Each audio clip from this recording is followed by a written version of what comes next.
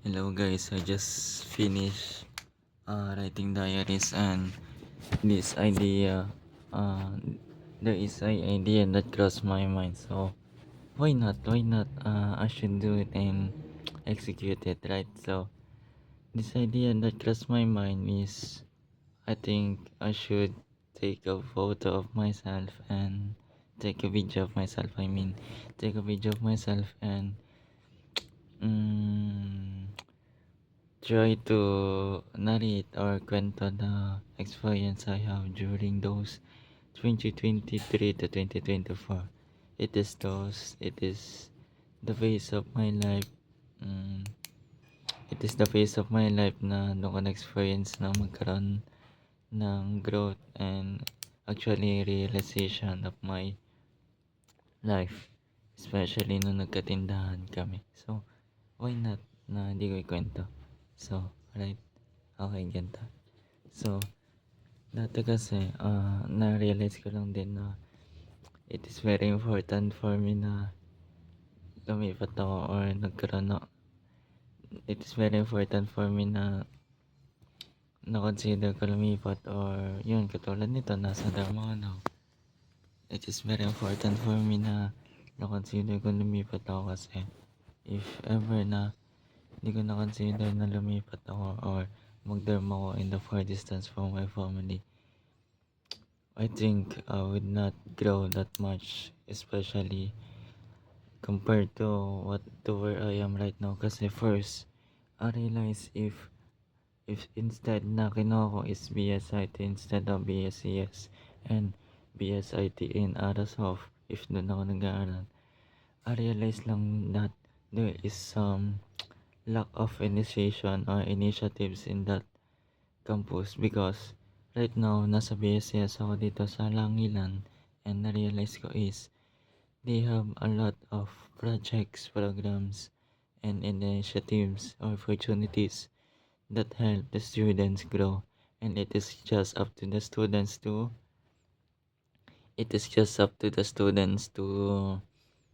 take the opportunity and maximize the learnings and growth. So, ayun. Nakita ko kasi sa Harasoft is wala talaga silang ginagawa, especially na hackathon.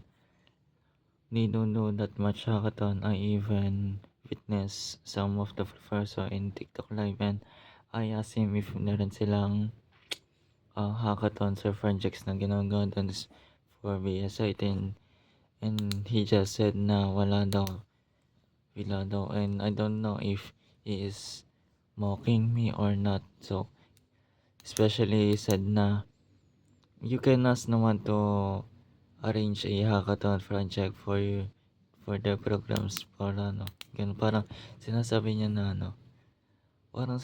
niya na hindi ganun ka-essential magkaroon ng mga projects, hackathons because for me it is very essential because it is one of the experience next expose you to real life application of what you are enrolling to, which is the BSIT. Because imagine imagine mo lang na paano kaya imagine mo lang na paano ma-expect ang isang student na graduated na especially BSIT if the school itself na pinag-aralan niya is walang initiations na real life experiences, especially in professional setting. Because imagine mo walang experience, syempre OJT, I mean sa third year, fourth year meron thesis OJT, but do you think it is enough na para makalan ka ng job in industry world, in tech industry, especially in our modern generation na nag-i-improve na yung mga AI, mas marami ng AI, mas rapid develop na because of AI. So how could you expect na magkakaroon ng good opportunity if the school itself is not ganon, hindi sila yung nag-i-initiate, right? I mean, I don't wanna brag, but I mean, I'm not biased. I'm just telling the truth na some campuses or some schools are really better than others. And for me, if ever doon ako nag-aaral sa BSIT sa Arasof, I can tell myself na maybe I will try to find ways to think outside of the box because I know myself, because I think I really find ways, or maybe I would I would not realize it myself, and just maybe that version of me would just go with the flow, funny joke time, no side projects, no works outside our class, no works outside class, no opportunities, no. Maybe I will just go with the flow and hope that maybe I will hope that uh the opportunity will just knock at my door and say hey, and it will say, hey, this is the opportunity, accept it.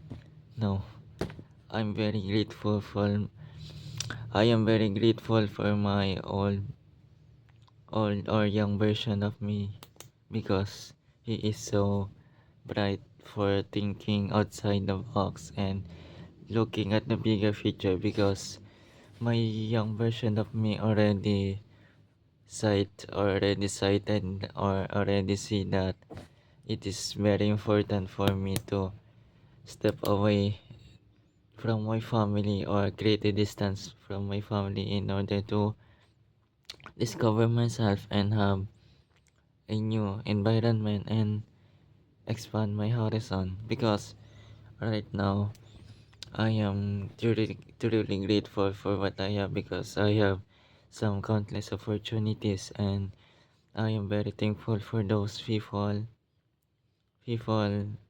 outlets or pursuits that help me to expand my horizons and have a better perspective and understanding in life, because I am very truly grateful. I am joining hackathons. I recently found my people.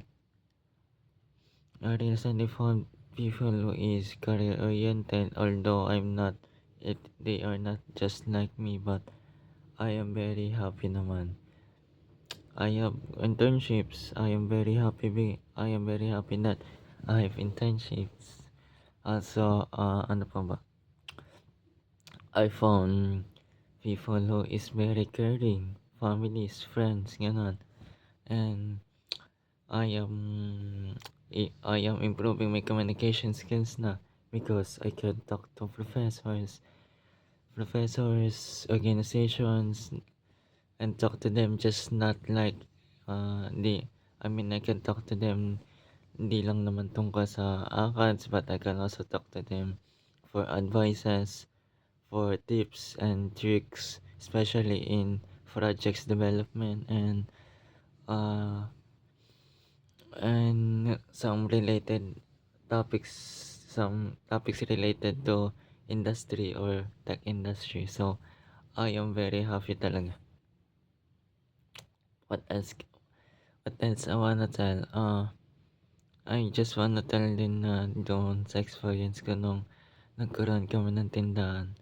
I am really grateful for that experience, because dun ko feeling ko dun ko rin parang napatibay yung pagiging resilience ko and pagiging matyaga, because there is so many following experience.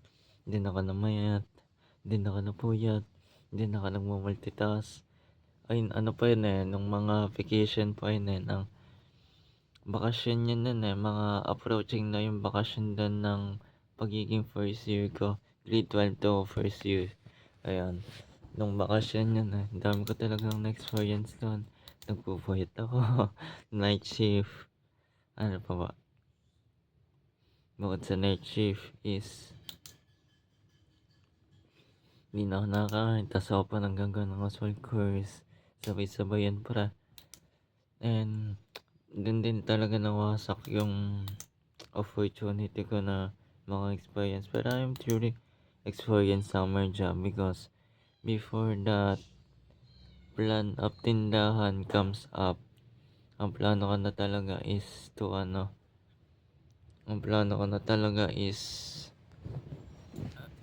mag summer job. Pero unfortunately, ayun nga, nagkaroon yan ng tindahan siguro. So, I am obligado talaga na tumulong lang, since wala namang katulong ang mami. and and the fact that sometimes I feel so offended kasi siyempre utusan lang naman ako. Siyempre but the fact na inuutusan ako ng gano'n in a way na parang unrespectful, disrespectful is truly is one of the reasons that truly improve my ano perspective in life na I really have to step away and live on my own in order to experience new and learn from myself. Kasi imagine if I am staying in the same environment. I just imagine na yung pagiging financial stability ko is mawawala na. I mean, yung pagiging financial dependency ko is nandun pa rin. Wala akong sariling decision. Identity is still the same. I am just an old